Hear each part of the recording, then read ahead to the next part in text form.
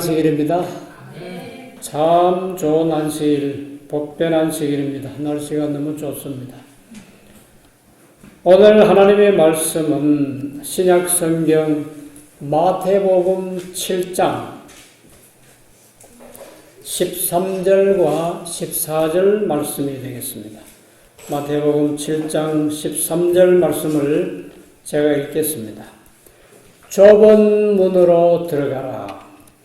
멸망으로 인도하는 문은 크고 그 길이 넓어 그리로 들어가는 자가 많고 생명으로 인도하는 문은 좁고 길이 협착하여 찾는 이가 적음이니라.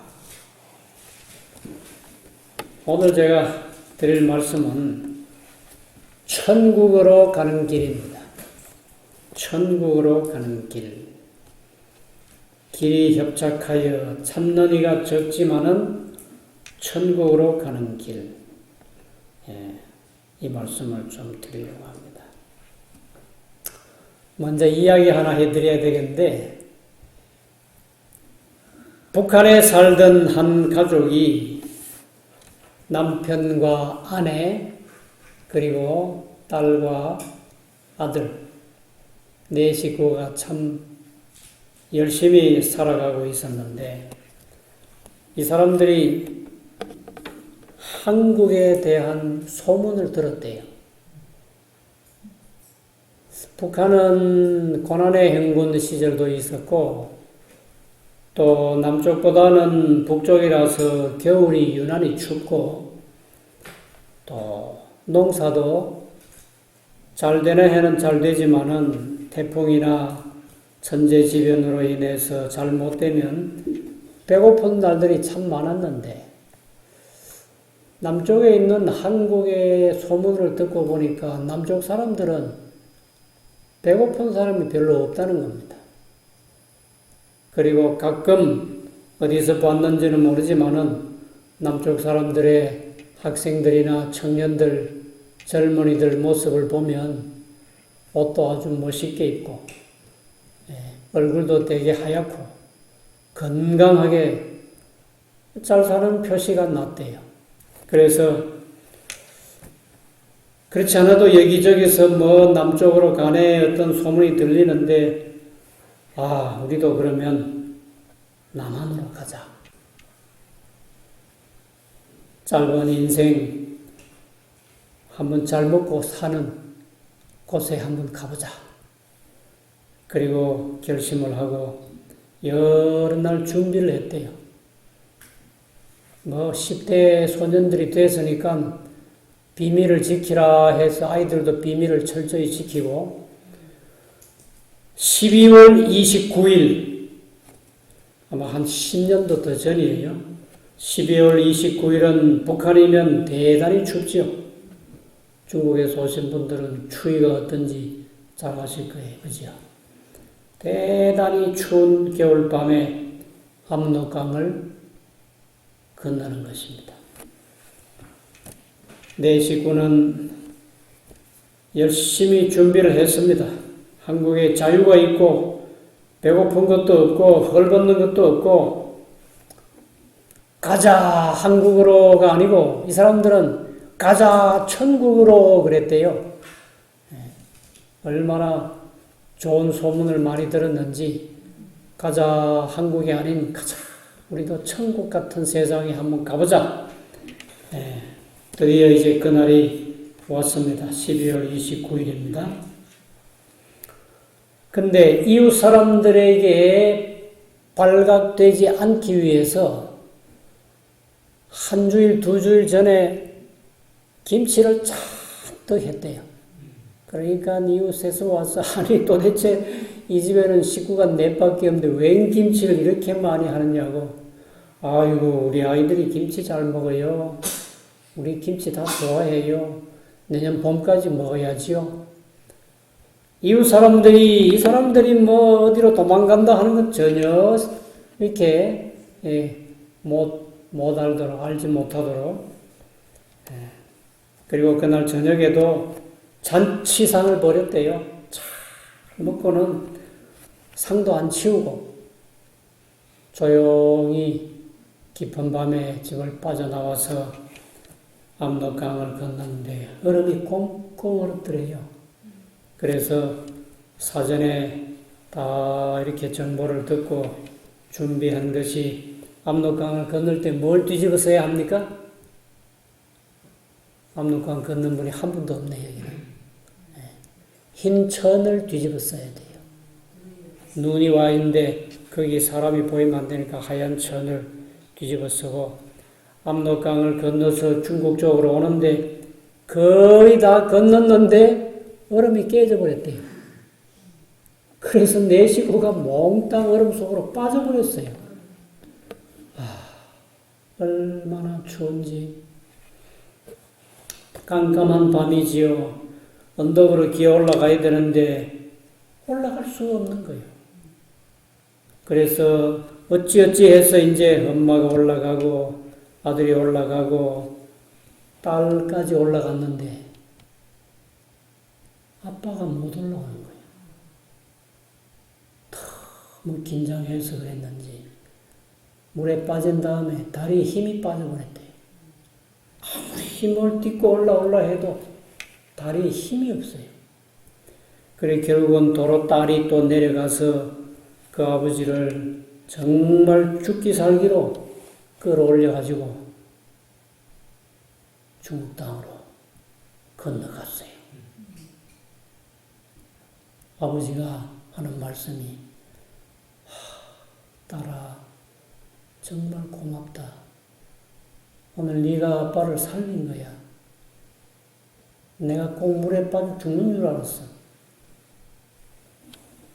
그리고 이제 그 추운 겨울에 덜덜 떨면서 길 위로 올라갔더니 거기에 안내자가 기다리고 있었대요. 그래 안내자를 만나서 차를 타고 어떤 곳에 왔는데 그곳이 임시 숙소였다고 합니다. 와서 한참 있다가 귀가 이상해서 만져보니까 귀가 손바닥만큼 늘어져 있더래요. 왜 그랬을까요?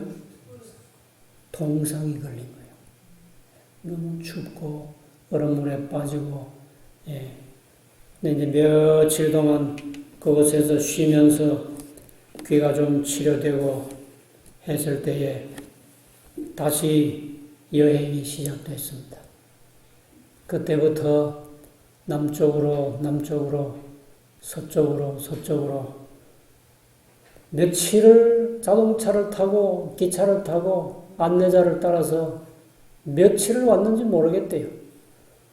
그래서 수천리 길은 되겠지요.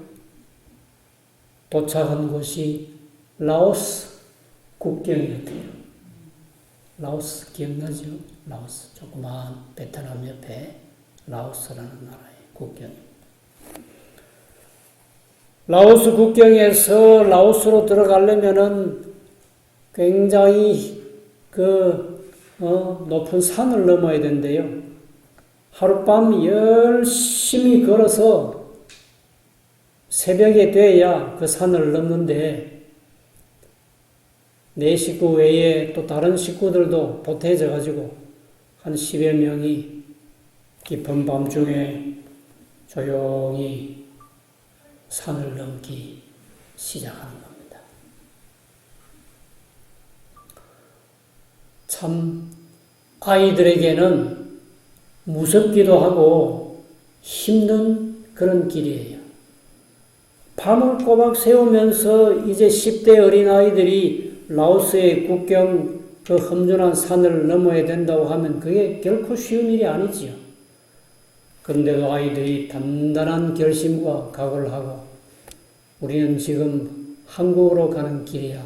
천국으로 가야 되는데 하룻밤 고생점은 할 수 있다고. 그리고 넘어오는데 어떤 때는 험한 길이고 어떤 때는 깊은 수렁에 있어서 수렁에 빠졌는데 그 사람은 신발을 잃어버렸대요. 신발이 그 진흙탕 속에 빠졌는데 발만 올라오고 신발이 안 딸려 올라오더래. 그래서 그때부터 맨발로 또 산을 넘어오는 거예요. 그렇게 해서 밤을 꼬박 새면서 아침에 라오스에 길거리가 보이고 사람들이 보이고 조금 걸어오니까 경찰들이 와서 붙잡더래요. 그래서 간 곳이 감옥이었답니다. 첫 번째 감옥이에요. 라오스의 감옥은 얼마나 더럽고 얼마나 덥고 얼마나 누추한지 거기서 며칠 있었는데 또 다른 감옥으로 또 옮겨갔대요. 거기에는 장기수 20년, 25년 감옥살이하는 그런 사람들 감옥에 또 들어갔어요. 거기서 또 여러 날 지내고 그러다가 라오스에서 태국으로 또 추방을 시키더래요. 태국으로 또 넘어와서 그리고는 이제 여러 날 후에 태국 경찰에 붙들려 가고 또 감옥에 가고 그러다가 드디어 태국 주재 한국 대사관으로 갔대요. 참 여러 날 만에 아주 여러 날 만에 한국말이 들리더래요. 눈에서 눈물이 나오더라는 겁니다.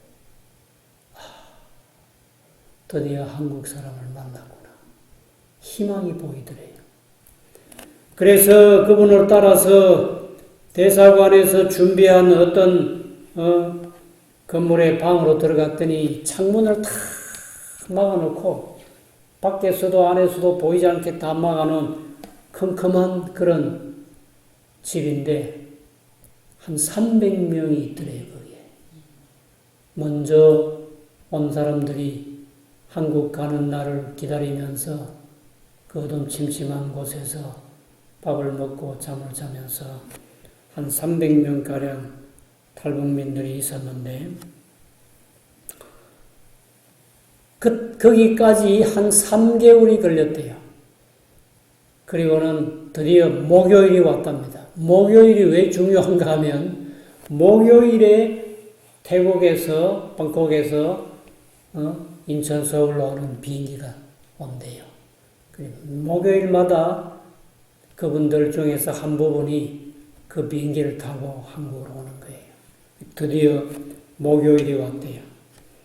한국으로 오는 비행기를 타고 인천공항에 도착을 했는데 인천공항 잘 아시잖아요. 깨끗해요. 너무 깨끗하니까 공항에 들어오자마자 신발을 벗더래요. 그래서 신발 안 벗어도 된다고. 아이고 이렇게 깨끗한데 우리 신발 신고 들어와서 되느냐고 하다가 또 신발 신으라 하니까 또 신고 한참 나오니까 거기에 아주 멋지게 생긴 잘생긴 키가 큰 남자 한 분이 기다리고 있었는데 그분이 갯맞이하면서 여기는 대한민국입니다. 먼 길 오시느라 수고하셨습니다. 여러분을 진심으로 환영합니다. 이제부터 대한민국은 여러분들을 따뜻하게 모시겠습니다. 했을 때 여기저기서 대한민국 만세! 하고 손을 들고 만세! 만세! 하고 여기저기서 그러면서 또 한편에서는 우는 사람이 있고 흐느끼는 사람이 있고 그렇게 이제 만세를 부르고 눈물을 흘리고 하다가 공항 밖으로 나오니까 평생에 처음 보는 아주 멋진 버스가 여러 대 거기 서 있더래요. 그래서 올라타. 북한 땅에서 한 번도 보지 못한 그런 좋은 버스에 올라타고 이게 꿈인가 생신가 하고 팔뚝도 꼬집어 보고 허벅지도 꼬집어 봤는데 꿈이 아니고 현실이더래요. 그래서 2시간을 고속도로를 달려서 어디로 갔겠어요? 경기도 안성에 있는 하나원이라 하는 곳으로 왔습니다. 하나원에서 3개월 동안 한국 정착 교육을 받았대요. 교육을 다 받고 나니까 정착금 많은 돈을 주더래요. 그리고 주민등록증을 주고 건강보험증을 받았답니다. 그리고 지역마다 다른데 각 지역에 미리 준비해둔 10여 평 되는 아파트를 또 선물로 받게 되었습니다. 비록 큰 아파트는 아니지만은 조그마한 아파트지만은 그들에게는 한국 생활 오면서 계속 얘기한 천국 생활이 시작이 됐다는 겁니다. 10여 평의 아파트가 그리 크겠어요? 근데 그 사람들에게는 그것이 너무 크고 좋은 아파트였어요. 거기에 들어가 보니까 냉장고도 있고 세탁기도 있고 양변기도 있고 수도꼭지를 트니까 물이 쫙 나오고 왼쪽으로 트니까 따뜻한 물이 나오고 오른쪽으로 트니까 찬물이 나오고 참 신기하지, 그죠? 어떤 그 북한에서 오신 분은 그런 얘기를 했어요. 자기는 54년 동안 북한에 살면서 한 번도 평양을 가보지 못했대요. 한국 사람 가운데 서울 가보지 못한 사람도 있겠지요? 분명히 있을 거예요. 근데 대부분의 북한에 있는 사람들은 평생에 평양을 한 번도 못 가본대요. 거기에 가려면은 특별한 말하자면 허가증이나 출입증이 있어야 된대요. 그래서 자기는 한 번도 평양을 못 가봤는데 꿈에도 그리던 서울도 와보고 또 이렇게 좋은 아파트를 얻어서 살게 되어서 너무 좋다고. 이게 바로 천국 아니냐고. 어떻게 아궁이가 없는데 밥이 되며 참 너무 신기하다고. 가스불이 나오고 거기서 밥을 하고 양변기에 물론 하나원에서 다 봤지만은 자기 집에 양변기가 있는데 어떻게 이렇게 깨끗한 물에 용변을 볼 수 있냐고. 너무나 깨끗하고 놀랬다고. 그 사람들이 정말 한 6개월 동안 고난 속에 행군을 했지만은 그들이 도착한 곳이 한국이라고 하는 곳이어서 한국에 온 다음에는 그 모든 고생스러운 옛날 것들을 다 잊어버리고 지금 아주 열심히 행복하게 잘 살고 있다고 합니다. 자, 한국에 오는 길도 천국으로 가는 길이었다고 하면 이번에는 제가 천국 가는 길을 얘기를 좀 해야 되겠어요. 천국 가는 길. 이 말씀은 교회 증언 2권 594쪽에서 597쪽에 나오는 이야기입니다. 엘렌 화이트는 1868년 8월 어느 날 밤에 배틀 크릭에서 매우 인상적인 꿈을 꾸게 되었습니다. 성경에 꿈에 대한 기록이 여러 번 있지요. 누가 꿈꾼 얘기를 성경에 기록했습니까? 야곱이 꿈에 보니까 뭐가 있더라고? 사닥다리가 있더라고. 근데 그 사닥다리가 땅에서부터 어디까지? 하늘까지 다 있다. 야곱의 꿈 이야기가 성경에 기록되어 있습니다. 야곱의 아들 중에 누가? 요셉이가 또 꿈을 꿨어요. 어떤 꿈을 꿨죠? 곡식단이 10개가 일어서더니만은 자기한테 절하더라고. 자기 곡식단에게. 또 별들이 또 해와 달이 다 또 자기한테 절을 하더라고. 꿈 때문에 형제들로부터 상당한 미움을 받았지요. 느부갓네살 왕의 꿈이 있고 다니엘의 꿈이 있었습니다. 이 신령한 꿈은요, 계시예요. 신령한 꿈은 뭐이다? 예, 계시입니다. 하나님께서 보여주신 계시예요. 이상이라 그 말이에요.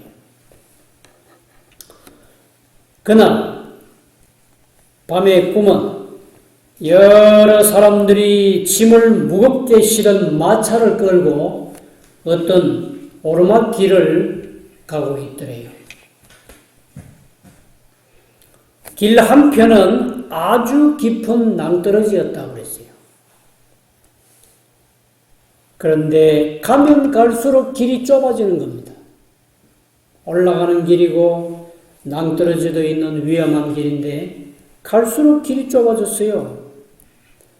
그래서 어떤 지점에서 수레를 버릴 수밖에 없었다 그랬습니다.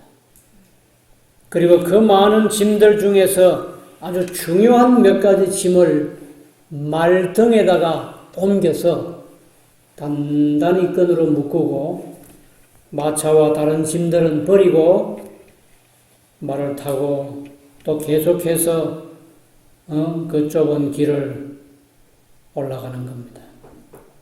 역시 이번에도 갈수록 길이 또 좁아지는 겁니다. 그래서 결국은 가지 못하고 이제 말도 버리고 짐도 버렸다 그랬어요. 말도 버리고 짐도 버리고 이제 그냥 맨몸으로 가는데도 길이 점점 더 좁아졌어요. 그런데 신기한 것은 그 바위 위에서 내려온 줄이 있더래요. 그래도 정말 위험한 곳에는 그 줄을 잠깐 붙잡고 또 건너가고 또 올라가고 했다고 합니다. 길이 더 좁아졌어요. 그래서 신발을 신고는 도저히 갈 수가 없어. 신발을 벗어야 했다. 그리고 마지막으로 양말도 벗어야 했다. 양말까지 벗고 힘든 오르막길을, 그것도 부드러운 흙길이 아닌 날카로운 바위를 밟고 올라가는 길은 정말 힘들었겠지요. 그때 무슨 생각이 들었는가 하면 우리가 처음에 출발할 때 같이 출발하고 떠났던 사람들이 있을까 하고 보니까 궁핍과 역경에 익숙하지 못한 사람들은 보이지 않았다. 어떤 사람이 안 보여요? 궁핍과 역경에 익숙하지 못한 사람들은 안 보이더래요.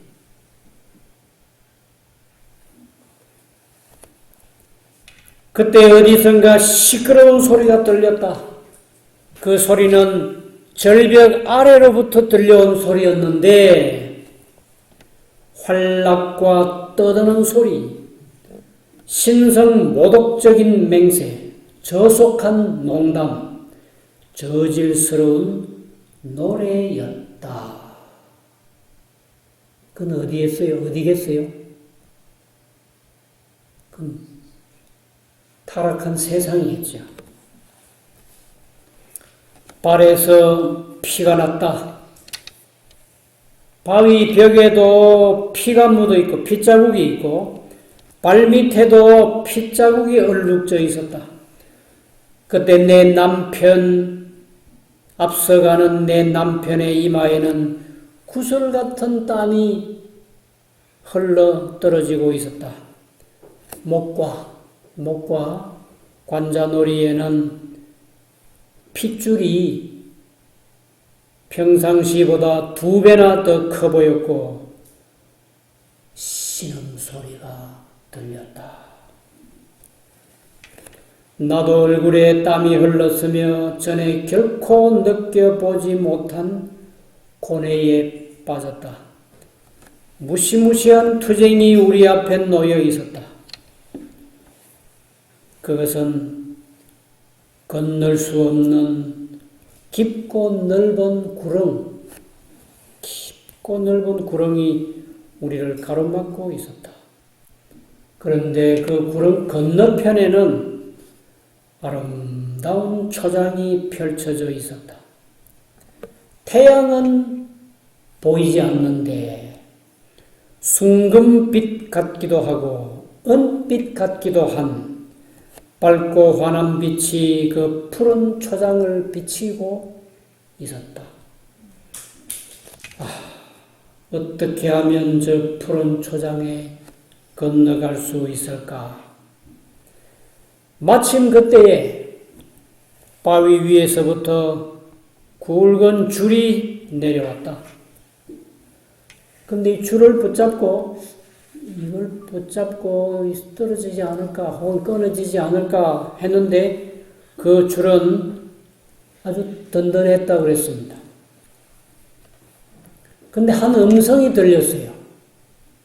한 음성이 들렸는데 무슨 음성이 들렸는가 하면 하나님께서 이 줄을 붙잡고 계신다. 이제 정말 돌아갈 수도 없고 앞에는 깊고 넓은 구렁이 있고 건너편에는 아름다운 푸른 초원이 보이는데 오도 가도 못한 그 상태에서 바위로부터 줄이 내려와서 줄을 잡고 이렇게 당기고 흔들어 보니까 든든해요. 하나님께서 이 줄을 붙잡고 계시다. 그 음성을 듣고 그때 남편은 그 줄을 단단하게 줄에 매달렸고 매달리자마자 금방 건너편 구렁을 넘어서 푸른 초장에 건너갈 수가 있었습니다. 나도 그 뒤를 따라 건너갔다. 참으로 아름다운 곳. 하나님께 감사하였다. 나는 행복하였다. 온전히 행복하였다. 여기까지가 1868년 8월 배틀크리에서 꾼 엘렌 화이트의 인상적인 꿈이었습니다. 계시와 같은 것이죠. 우리는 지금 어디에서 어디로 가고 있습니까? 어디로 가고 있어요? 어디로 가고 있어요? 천국으로 가고 있잖아요. 확실합니까? 우리가 매일매일 가는 길이 천국으로 가는 길임이 틀림없고 확실해야 합니다. 그렇다면 우리가 이 이야기 속에서 첫째 무엇을 버렸지요? 마차를 버렸잖아요. 말을 버렸잖아요. 신발을 버렸잖아요. 양말을 버렸지요. 우리가 이 버려야 할 것들을 그때그때마다 확실히 천국 가서 쓸데없는 것들은 버려야 됩니다. 성경에 보면 어린 아이의 일을 버리라고 했습니다. 어린아이의 일은 무슨 일입니까? 어린아이의 습관, 어린아이의 일, 어린아이의 행동, 철부지했던 그런 것들은 버려야 합니다. 부끄러운 일을 버리라고 했습니다. 거짓을 버리라고 했습니다. 음란을 버리라고 했습니다. 헛된 신화를 버리라고 했습니다. 망령되고 헛된 말을 버리라고 했습니다. 어리석고 무식한 변론도 버리라고 했어요. 세상 정욕을 버리라고 했어요. 악을 버리라고 했습니다. 그 외에도 우리가 버려야 할 것들이 수없이 많습니다. 죄악적인 습관들은 다 버려야 합니다. 그것은 우리를 하늘로 갈 수 없도록 방해할 것이기 때문에 반드시 그런 것들은 버려야 합니다. 그 다음에 이야기 속에서 뭘 붙잡았다고 그랬어요? 줄을 붙잡았다고 그랬어요. 믿음의 줄이에요. 히브리서 4장 14절에 믿는 도리를 굳게 잡으라 그랬어요. 히브리서 10장 23절 말씀에 보면 소망을 움직이지 말고 굳게 잡아라 그랬어요. 우리에게 어떤 소망이 있습니까? 천국에 대한 소망이 있지요. 날 위해서 십자가에 돌아가신 예수님을 만나야 할 소망이 있지요. 소망을 움직이지 말고 굳게 잡으라 그랬습니다. 요한계시록 2장 13절에 보시면 내 이름을 굳게 잡아. 예수님의 이름을 끝까지 붙잡아야 합니다. 예수님께서 내게 오는 자를 결코 내가 내어쫓지 않겠다고 했습니다. 예수님의 이름을 굳게 붙잡고 흔들림 없는 믿음을 가지고 살아가야 합니다. 그 다음에 세 번째는 마태복음 24장에 있는 말씀인데요. 마태복음 24장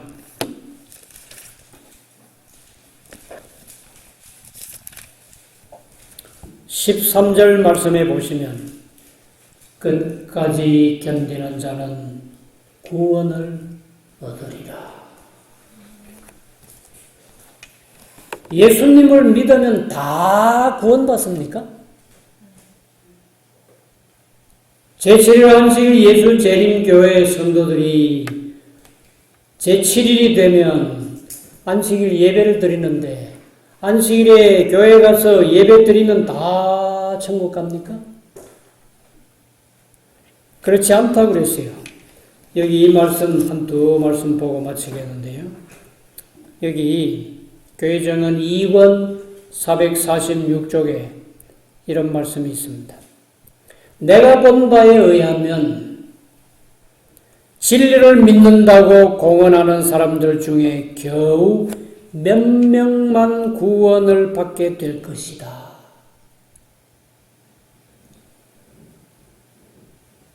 진리를 믿는다고 공언하는 사람들이 많지요.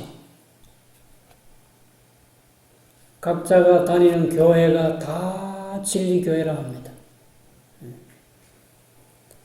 그런데 진리를 믿는다고 공언하는 사람들이 수도 없이 많은데 그 가운데서 몇 명만 구원을 받더라. 그것은 하나님께서 지정하신 방법대로 구원받으려 하지 않기 때문이다. 왜 그렇다고요?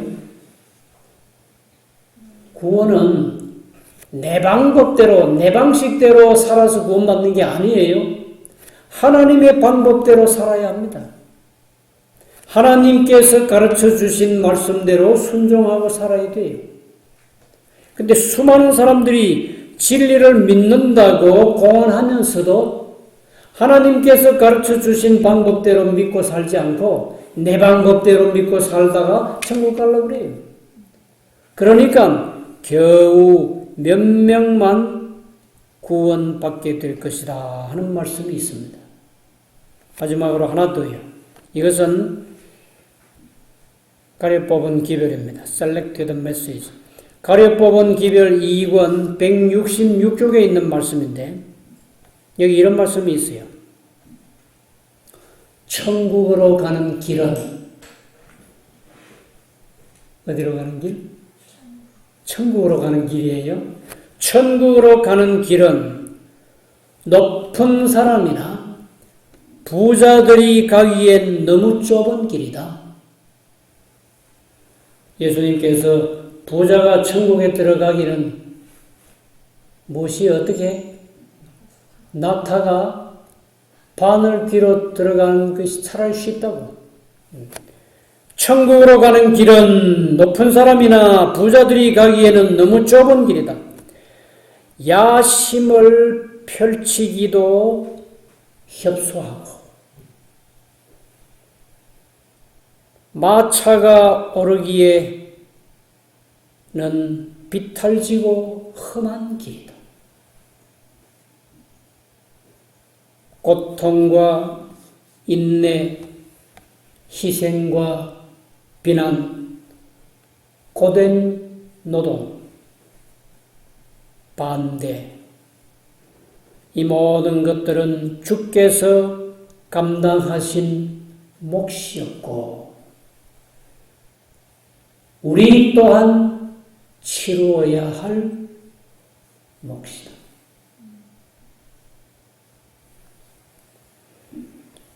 우리 앞에 또 고통이 있을 겁니다. 인내하셔야 됩니다. 희생하는 일이 따를 것입니다. 그도 역시 참고 견뎌야 합니다. 비난이 있을 것이에요.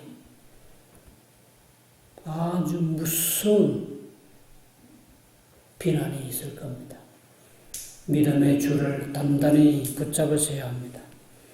반대가 올 겁니다. 그럴지라도 흔들리지 말아야 합니다. 예수님께서도 이와 같은 모든 슬픔과 고통과 괴로움을 자기 자신의 몫으로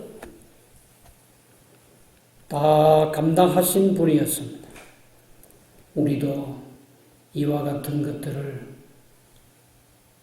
내가 감당해야 할 몫으로 생각하시고 참고 견디시고 결국에는 푸른 초장에 우리의 발이 다 함께 닿는 천국에서 만나시게 되기를 간절히 바랍니다.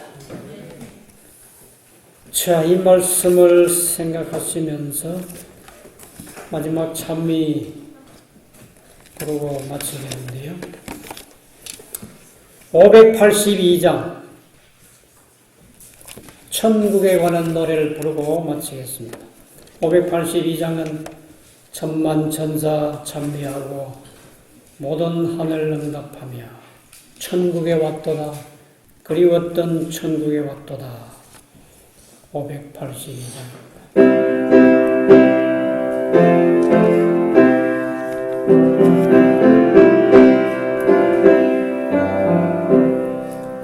천만 천사 찬미하고 하늘 응답하며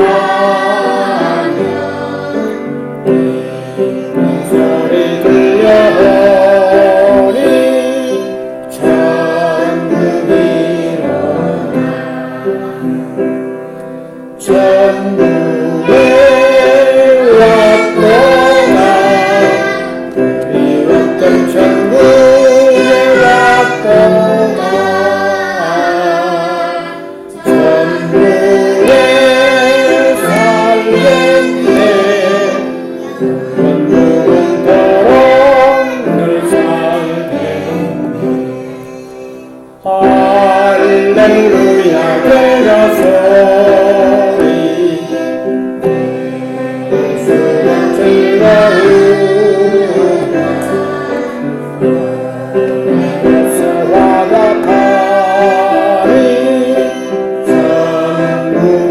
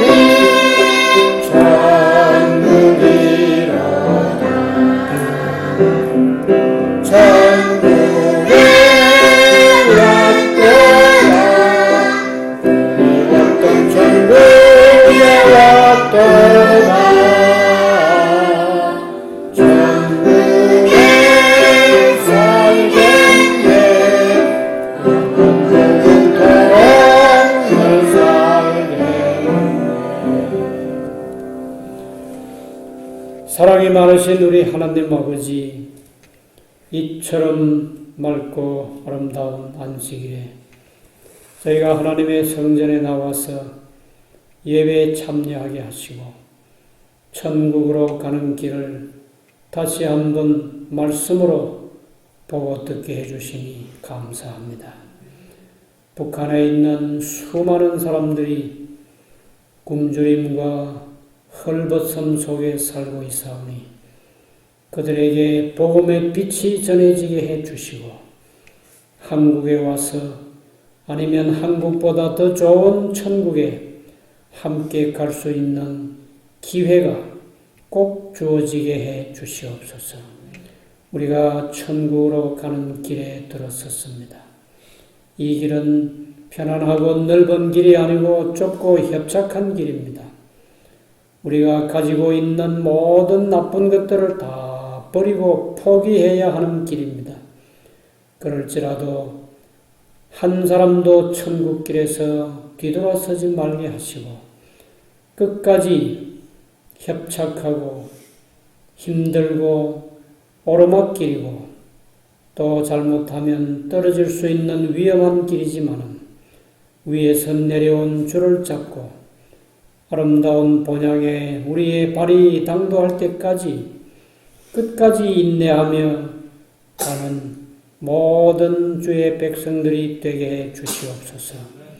우리 모두가 다 천국에서 반드시 다시 만나는 그리스도인 가족이 되게 해 주시기를 예수님의 귀하신 이름으로 간절히 기도드리옵나이다.